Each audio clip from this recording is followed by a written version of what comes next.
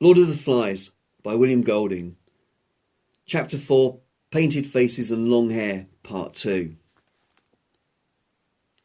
He looked down the unfriendly side of the mountain. Piggy arrived, out of breath and whimpering like a little one. Ralph clenched his fists and went very red. The intentness of his gaze, the bitterness of his voice pointed for him. There they are.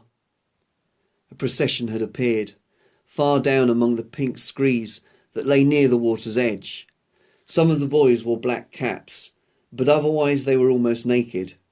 They lifted sticks in the air together whenever they came to an easy patch. They were chanting, something to do with the bundle that the errant twins carried so carefully.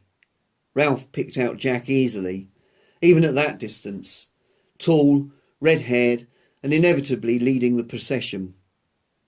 Simon looked now, from Ralph to Jack, as he had looked from Ralph to the horizon, and what he saw seemed to make him afraid.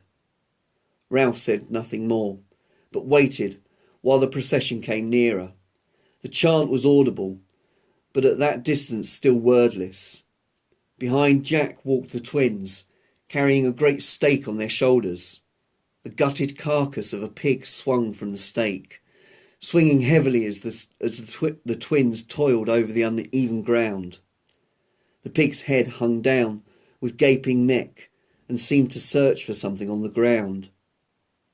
At last the words of the chant floated up to them, across the bowl of blackened wood and ashes. "Kill the pig! Cut her throat! Spill her blood!" Yet as the words became audible, the procession reached the steepest part of the mountain, and in a minute or two the chant had died away. Piggy snivelled, and Simon shushed him quickly as though he had spoken too loudly in church. Jack, his face smeared with clays, reached the top first and hailed Ralph excitedly, with lifted spear. "Look! We've killed a pig! We stole up on them! We got in a circle!" Voices broke from the hunters. "We got in a circle! We crept up! The pig squealed!" The twins stood with the pig swinging between them, dropping black gouts on the rock. They seemed to share one wide ecstatic grin. Jack had too many things to tell Ralph at once. Instead, he danced a step or two, then remembered his dignity and stood still, grinning. He noticed blood on his hands and grimaced distastefully, looked for something on which to clean them, then wiped them on his shorts and laughed. Ralph spoke. "You let the fire out."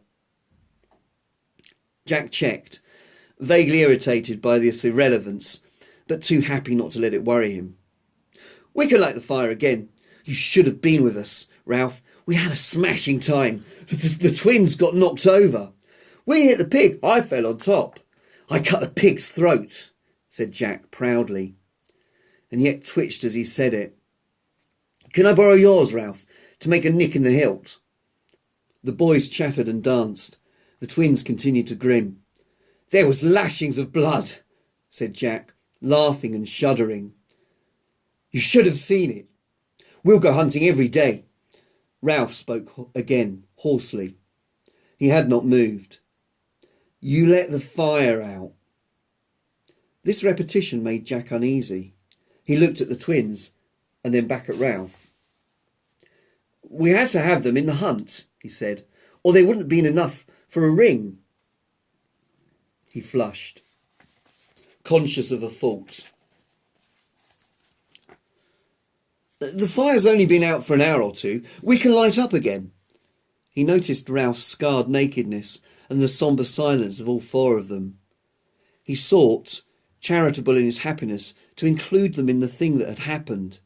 His mind was crowded with memories of the knowledge that had come to them when they closed in on the struggling pig, knowledge that they had outwitted a living thing, imposed their will upon it, taken away its life like a long satisfying drink.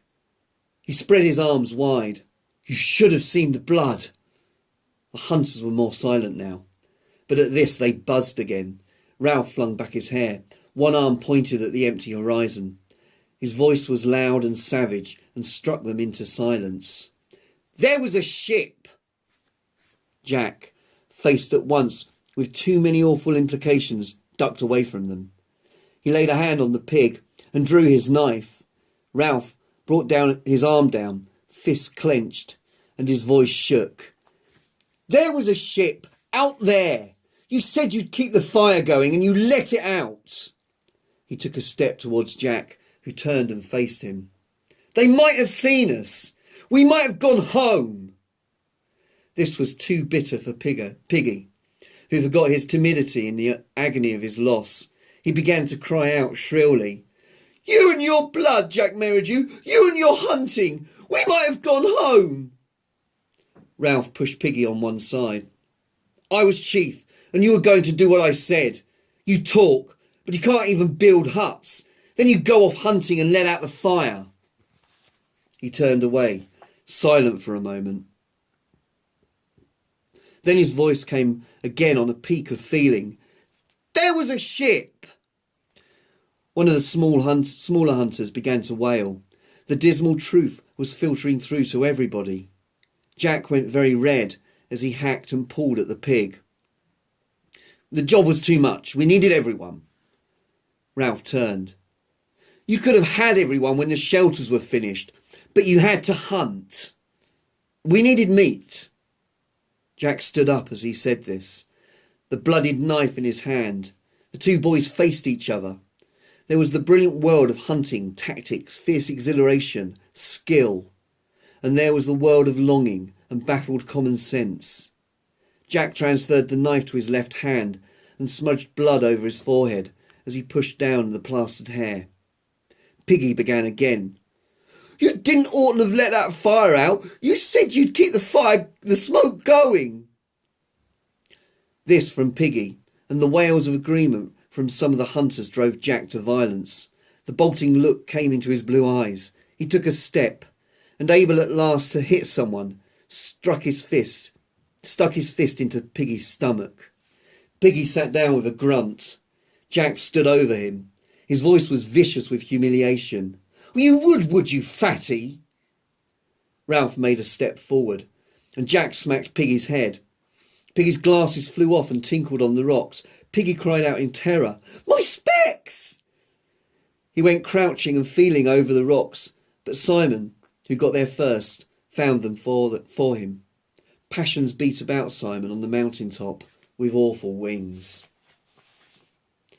"One side's broken." Piggy grabbed and put on the glasses.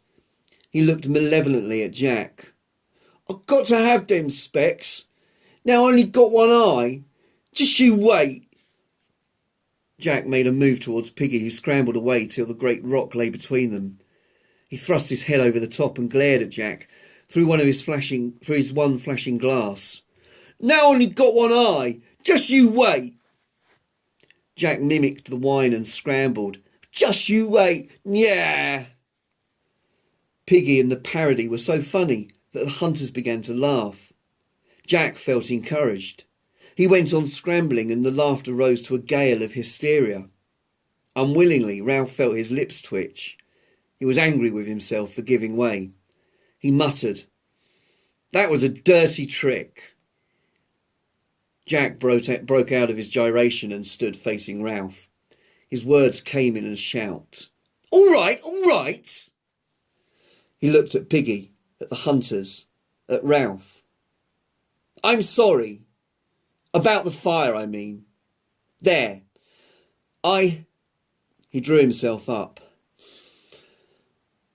"I apologise." The buzz from the hunters was one of admiration at this handsome behaviour. Clearly they were of the opinion that Jack had done the right thing, had put himself in the right by his generous apology, and Ralph obscurely in the wrong. They waited for an appropriately decent answer. Yet Ralph's throat refused to pass one.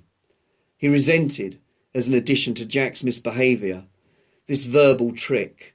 The fire was dead, the ship was gone. Could they not see? Anger instead of decency passed his throat. That was a dirty trick.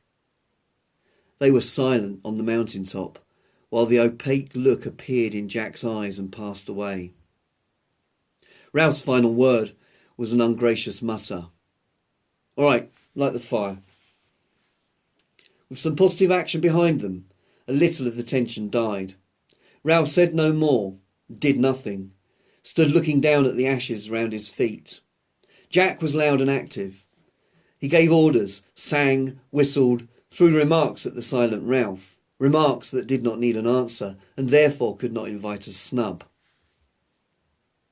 And still Ralph was silent. No one, not even Jack, would ask him to move, and in the end they had to build the fire 3 yards away and in a place not really as convenient.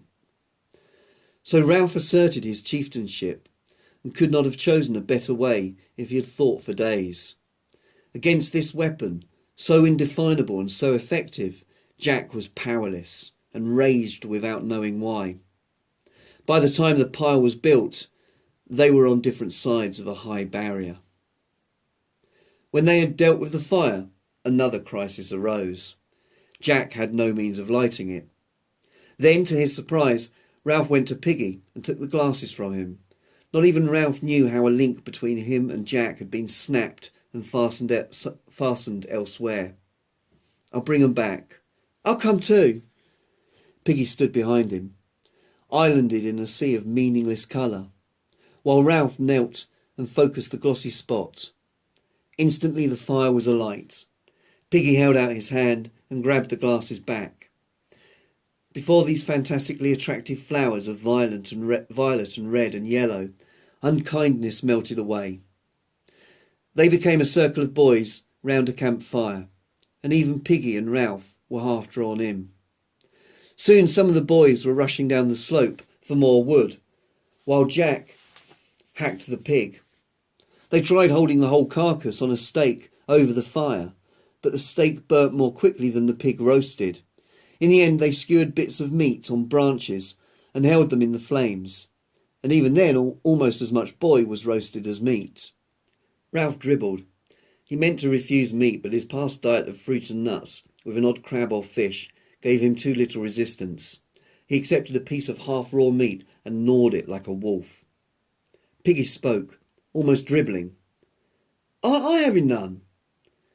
Jack had meant to leave him in doubt, as an assertion of power, but Piggy, by advertising this omission, made more cruelty necessary.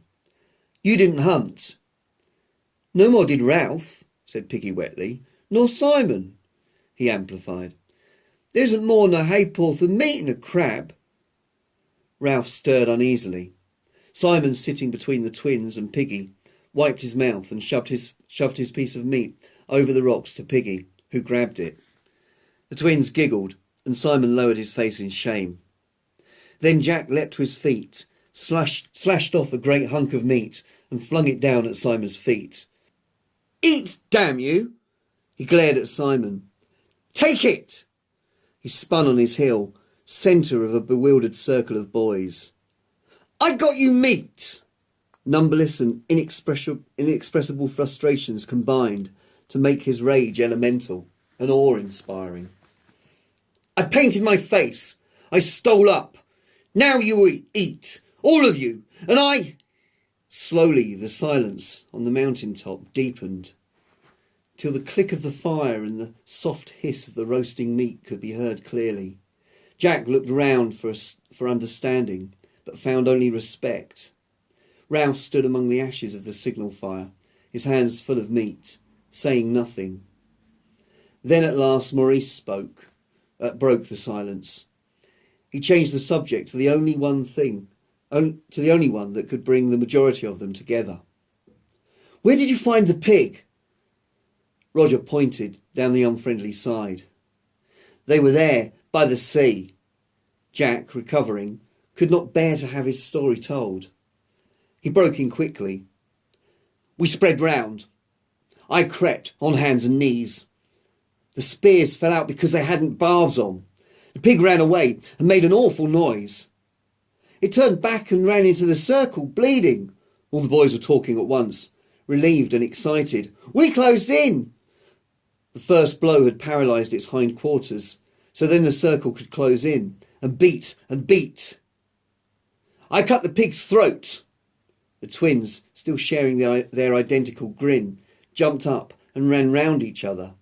Then the rest joined him, making pig dying noises and shouting. "One for his knob! Give him a fourpenny one!"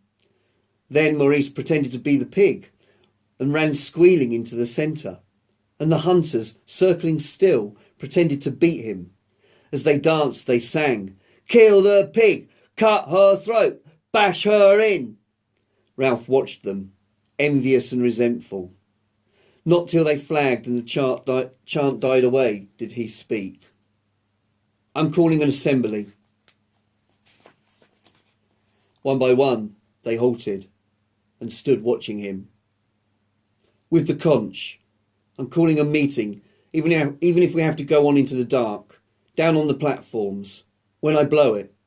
Now." He turned away and walked off down the mountain.